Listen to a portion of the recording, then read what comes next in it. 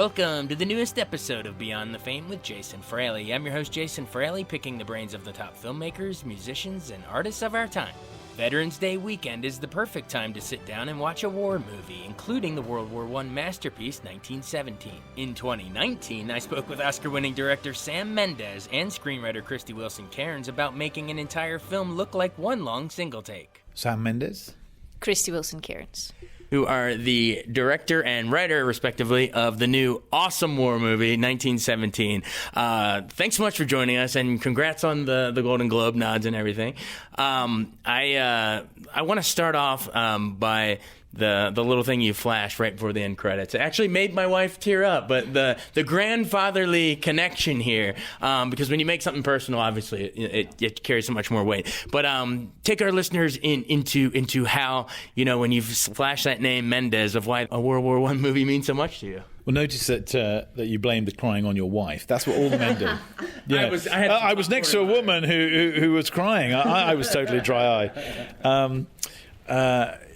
So the film is dedicated to my grandfather, Alfred, who fought in the First World War, enlisted at the age of 17, and told us when I was probably 11 or 12 the stories of his exploits in that war. He'd never spoken of it at all, didn't speak of it to his own children, but for whatever reason, by the time he got to his 70s, he was obviously ready to tell people. And it was an extravagant array of stories. He was there for a long time. He won 2 medals. He was gassed. He went back home. He was injured. But all the stories were not about heroism or bravery particularly. They were all about how fortunate he was and the number of coincidences it took for him to remain living by the end of the war. But he told one particular story about having to carry a message across no man's land in the mists. And it was that image of that one little man, he was very small, alone in that vast, misty emptiness that stuck with me. And when I came to have the courage to sit down and write, that was the story I felt compelled to tell. And then I got it into kind of form of treatment. And then my good friend and collaborator, Krysty, here, actually helped me put it into a script because, that was beyond me. I sort of froze at that point. And then it became a true collaboration because she brought an enormous amount to the table. But it all started with that image of my grandfather. I want to get into the directorial, visual, cinematography, of doing it all in one, the illusion of one single take. But just from a script level, so Krysty, you get this treatment. Was the concept of doing it as a single take there from the beginning, and then how are you then trying to flesh it? Is it a lot more of action lines on a page than a typical thing, or how do you write that into a screenplay for a single shot movie? Well, writing a screenplay for a single shot movie is rather difficult. I'm made considerably easier by the fact that Sam was my co-writer, and that he is a real, to use the term very literally, an absolute visionary. This script just would not have been possible without someone who had the imagination to render a whole film on the page. And so, what it has to be, instead of a traditional script, which is a roadmap, this script had to be the destination. It had to read like the final film.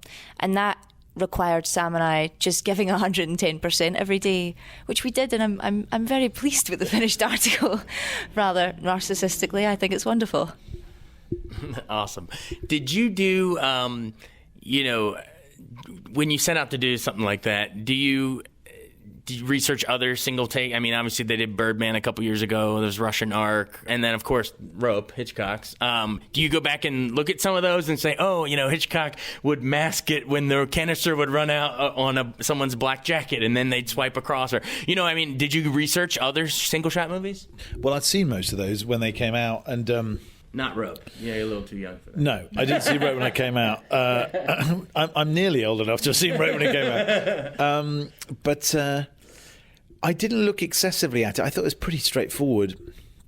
I talked a lot to the visual effects department about how we might, how we might do it in unconventional ways. And some of those stitches, and for those people who are listening who don't understand what I mean, you're really shooting the movie in long, continuous takes, which then get stitched together to appear as if they're one long shot. How many stitches?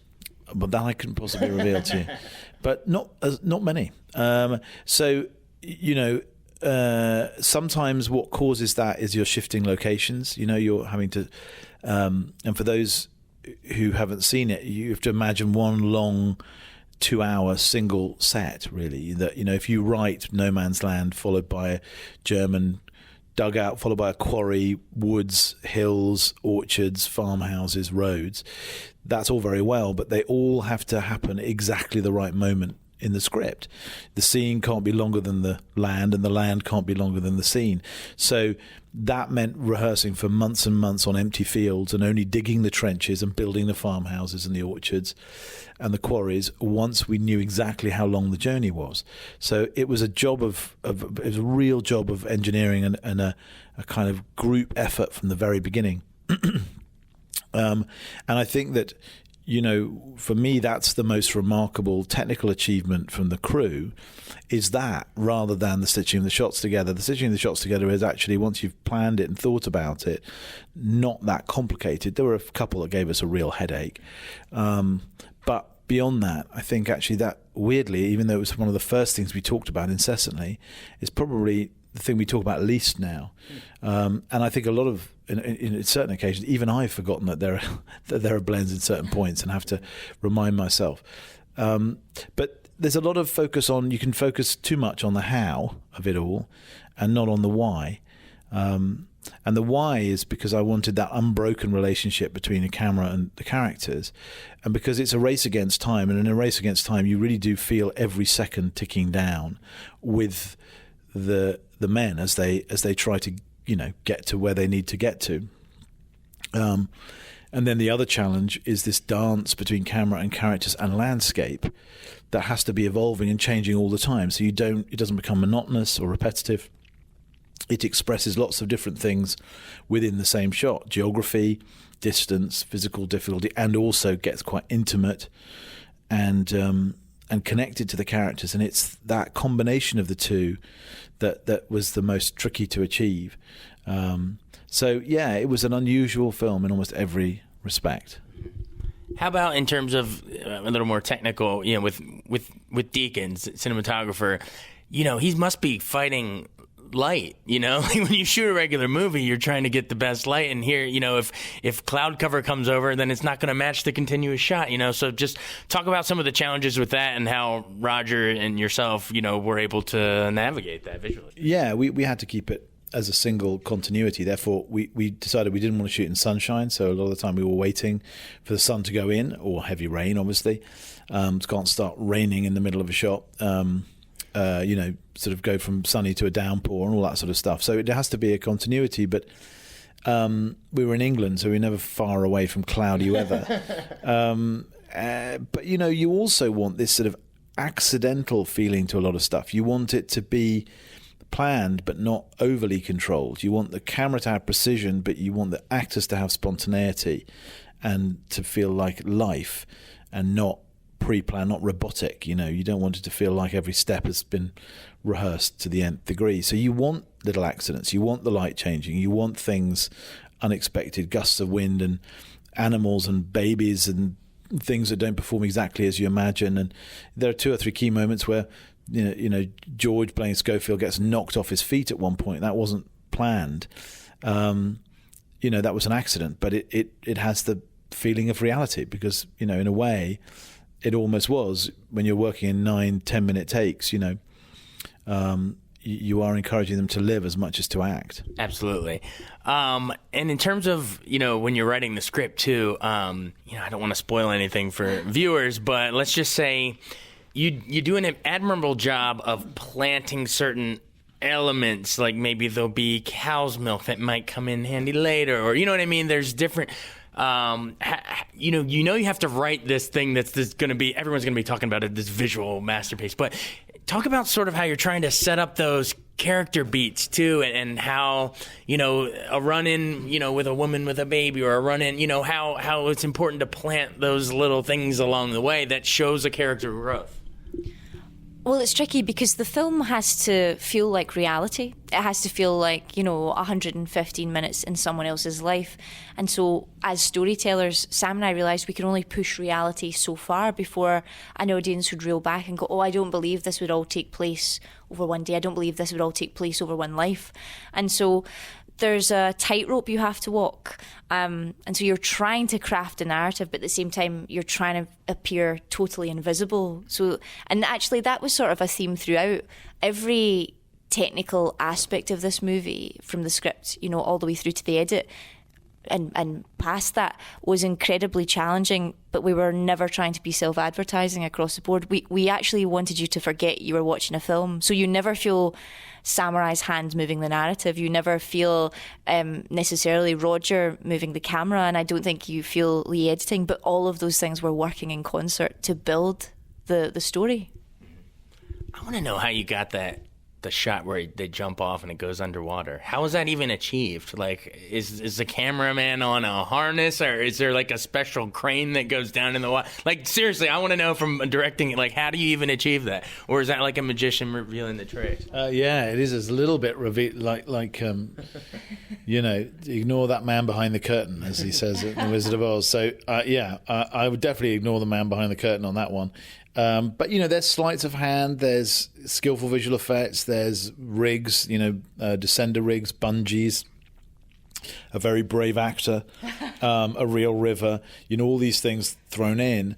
And also timing, it has to happen in a way that you don't quite prepare yourself for it. So it's almost over before you realise it's happened.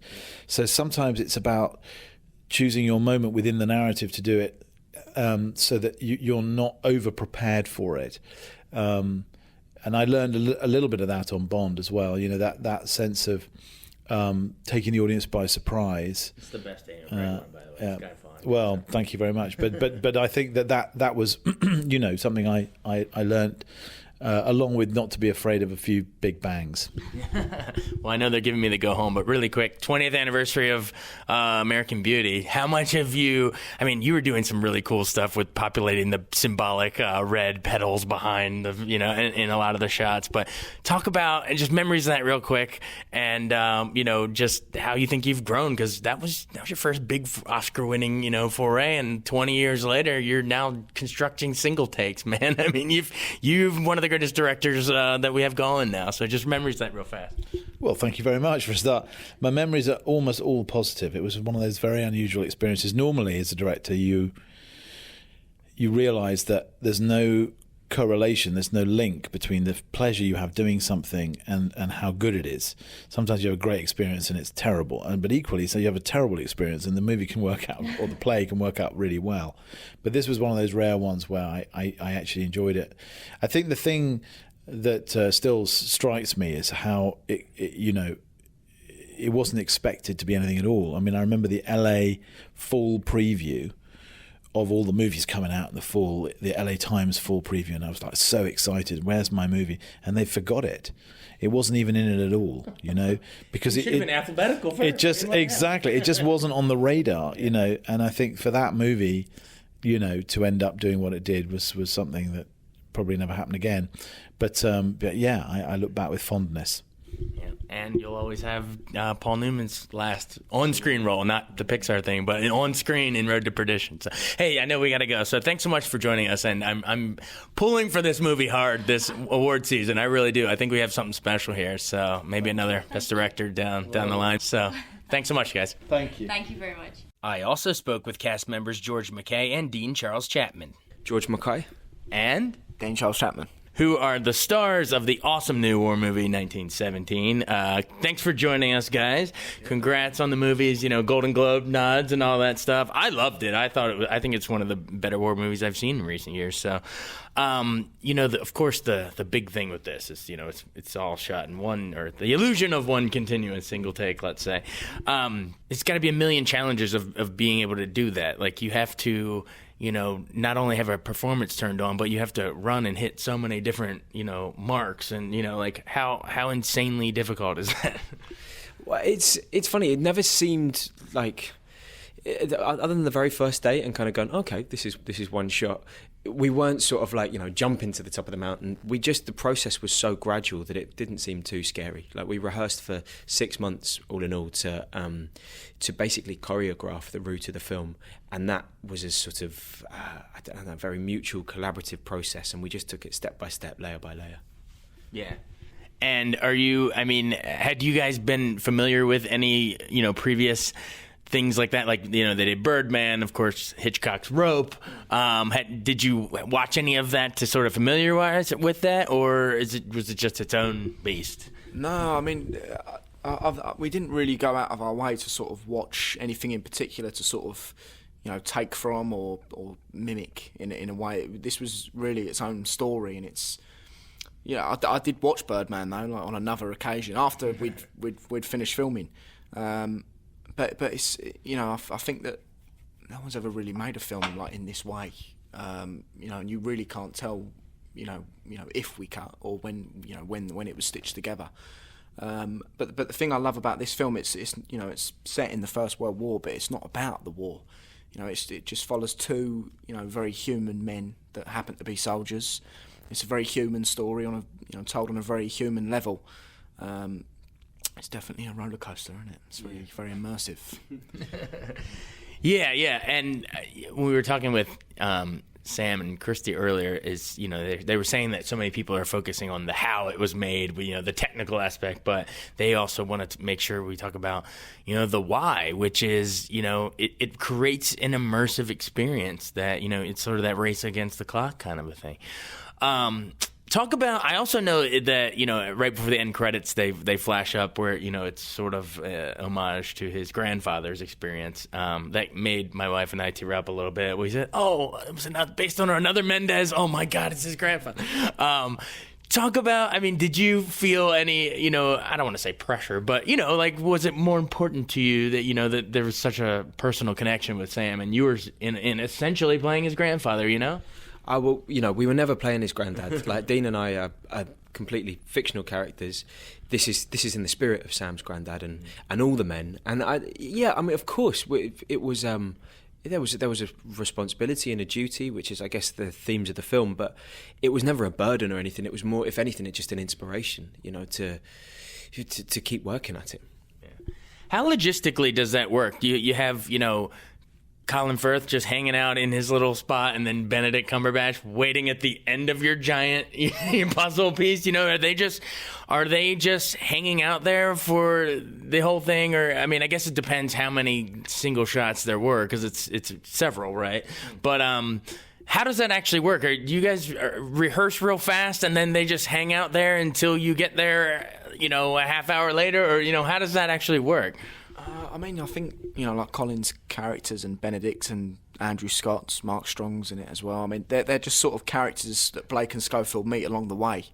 So really, they was only there for like a couple of days filming, or a day. But they turned up to our rehearsal period as well to sort of work through the scene, and we rehearsed for 6 months. So they was definitely present in the rehearsal process. But yeah, what they brought to their characters and the film is very special, and as an actor, I look up to them people, and it was very inspiring and blew my mind every day. And then without spoiling anything, but I think we can at least say there's a little bit of a Private Ryan element of trying to get a message, because there's a brother waiting, but talk about your character's growth in terms of where do you think he is at the start of that single take versus the end? What emotional journey do you think he goes through? Loss, obviously, we're not going to spoil things, but he goes through a lot of stuff through that. But how do you think he's a different man at the end? I think it's a day that changes your life. I think him, but I don't really know. I think you just, to me, when I finally watched the film, I think it's equivalent to kind of almost what Schofield goes through. When I watched the film, I became very clear on who I love most in my life and where I root myself. And I think that's what the film's about mainly, and is the way in which, when humans are stretched and when you when you're pulled to your absolute nth degree, like emotionally and physically, it becomes very clear of what you actually need. And we're lucky enough to be in, in a world where we can consider more than what we just absolutely need. But for me, when I watched it, it became clear on who means most to me in my life, and who I love in my life, and I think that's probably what Schofield's feeling. Mm-hmm. Yeah, and hopefully it does that for audiences too. It did for me. So yeah, talk about sort of how your characters. You have sort of a big-hearted, give the enemy a benefit of the doubt. Maybe an enemy combatant will crash a plane and you want to help them, or you encounter a guy and you try to make peace, and it always seems to backfire in this movie. But just talk about what in their character makes them. They have those moments, those human moments where you don't really see them as the enemy combatant for a second. I think it's just one of them things when.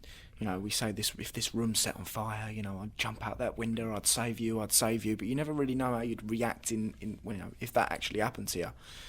But of course, that they were fighting an enemy of, what they fought, but they're just humans, and when you hear someone needing help, crying, or, you just, react to that however you do, and you just be human about it. I think that's the really good thing about this film, is that it's, even though they're at war with each other and stuff, they are just still humans. And if this story was, told about 2 German soldiers or 2 French soldiers, it'd be the exact same thing, and they'd react the exact same way.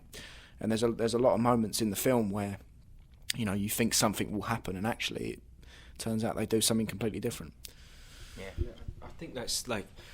It's almost like if we listen to what we're saying in this conversation in terms of they have human moments, and like, why should that only be a moment in terms of like why is that the unique moment? Like, why is that the unique spot? If we just saw each other as people, then sure, so much of what's going on in the world would not be there. So like, the negative stuff. So I just think that's probably mindful that, rather than that be a unique thing, just see people as people. Yeah. You two, well, the 3 of us, I'd like to think we're a little more relatively on the younger buck side, but talk about how cool it was working. Yeah, right? Yeah. Well, yeah, this thing's going to turn gray at the end. But, talk about how a thrill of working, with let's say Benedict or Colin, those, dish on how cool those, or anything you learned from those veterans. Like, they're amazing. Yeah, they're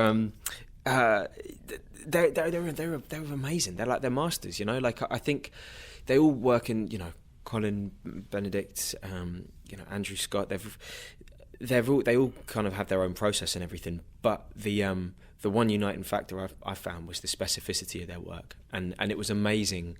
Life is so detailed. We've all got our little idiosyncrasies. We've all kind of got our, we're all so individual, be it down to a movement, be it to the way that our accents, the way we put intention on a certain word. And they just pull all of that detail out of the scene. They just juice the scene to make it as alive as it can be. And that was really amazing to see. Yeah. Talk about Sam's brilliance as a director. I mean, we've talked about, a lot of the technical wizardry and just synesthetic stuff of the long single takes, but in terms of working with actor-wise, what's his process with you guys as actors? Did he work with you a lot ahead of time, character work, or, what's his process? I loved working with Sam. I mean, he really is a master at directing and what he does. And I think he really is an actor's director. He was so good at talking to us about the story we're trying to tell, and what was really comforting for me is that Sam had written the script with Krysty, and he had a real crystal clear vision of the story and the characters, and having a director that knows your character just as well as you do, that's very comforting, because you know that he's going to lead you hopefully in the right direction, and Sam did, and the same as Roger as well, to be working with Roger. And what's amazing to see is these people have been in the industry a long time, and they still love what they do. They're so passionate. That's very inspiring to watch and be able to work with them. And in terms of his, where this fits in his larger let's say, body of work, filmography. I mean, do you guys have a favorite Sam Mendes movie? I mean, we have American Beauty, 20th anniversary of that, actually, now that I think about it. Yeah, 99. God, Road to Perdition, Revolutionary Road, the James Bond stuff. I mean, do you guys have? Do you know? Remember when you first discovered him, or any favorites? I don't know. I mean, he's got such an amazing theatre, repertoire as well. And but I think for me, a film that was kind of went under the radar a wee bit was Jarhead. I remember when I first watched it, and I rewatched Sam's films before we got to filming, and Jarhead particularly, I was like, man, where did this go? Like, where does that, like, I'm sort of, because I feel like it perhaps wasn't as celebrated as it could have been, which is just the luck of the draw, I guess. But it had some Full Metal Jacket elements. Yeah, and I thought Jake Gyllenhaal in that, and obviously I think that was the first time that Roger and Sam collaborated as well. Jamie Foxx too, right? Yeah. Jamie Foxx is amazing. Such an amazing cast. Yeah. And but then the strangeness of some of those images, like the conversation that Jake Gyllenhaal and Jamie Foxx have with all the towers of like the burning oil, towers of burning oil. It was just like, this is incredible. Singing like the Mickey Mouse song or something. I have some image of them singing the Mickey Mouse Club theme, walking across those burning oil fields. I don't know. It's just burned in my brain. Then there's like a horse comes through. It's like this sort of surreal, otherworldly place. But I really love Jarhead. Yeah. Do you? Yeah, I love Skyfall. Thought that was a great James Bond. I'm a big James Bond fan. But American Beauty, I think that's my favourite one of Sam's. Yeah, I do. I remember the first time I watched it, and I loved all the performances in that and the story, and yeah, I think it's one of my favourite films. And 1917. Yeah, 1917. There's no plastic bags floating through the breeze in this one, but it's a little different. Yeah. But speaking of weird horses that appear out of nowhere, Game of Thrones. That was my best segue I could do out of what you just said. Just memories of working that real fast, if you don't mind, just because it just wrapped and it was such a huge series, and Tom and taking that plunge out the window, man. But were you pleased with the way they wrapped it up? Well, I actually didn't watch the last season. Really? No, but I mean, I know everything what happens, and I've seen clips on the internet, what people's tweeted me and stuff of certain scenes, like Jamie and Cersei's, spoiler alert, death. But you know what? I mean, I think it was, for me as an actor, to be able to play a character that was completely different from me was just an honour. And I loved working on it. I loved the scripts. Even though sometimes, I've got to admit, I was a bit frustrated with my character a lot of the times. I always wanted more from him. I wanted him to be written in a better way, but that was just my character. But I mean, I was amazed to get the part and be able to play Tommen. And when I first got the job, it was like walking around Disney World. All the different sets and all the different characters in their costumes. But yeah, I mean, that's part of as well why I didn't watch the last season, is because once you're a part of something, it just ruins like the magic of watching stuff. You can't really separate the two. But the way it ended, it was the way it ended, and that's what it is. Well, it was one of the greatest shows ever, so proud to be a part of it.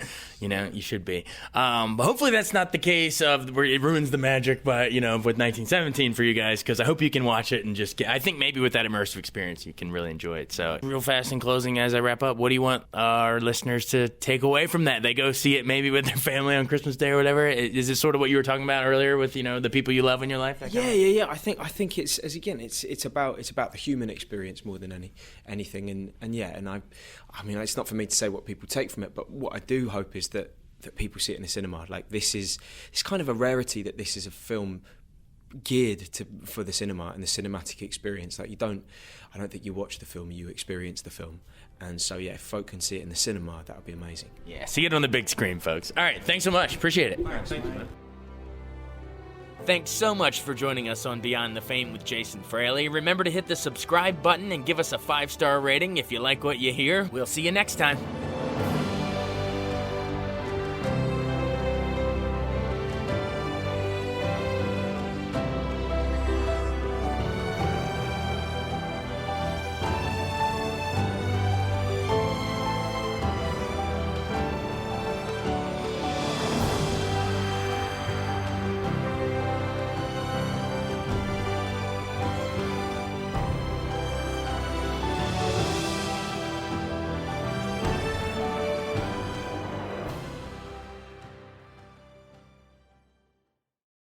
I wanted to take a second to tell you about an app I really enjoy. Living in the DC area is great, and Podcast DC gathers all of the local shows that I like all in one local app. Health, sports, local news, politics, and so much more. Podcast DC is the new local app with hundreds of DC area podcasts to choose from. I can earn exciting rewards just for listening and share the podcasts I love instantly. Available in the App Store or in Google Play, listen local with Podcast DC.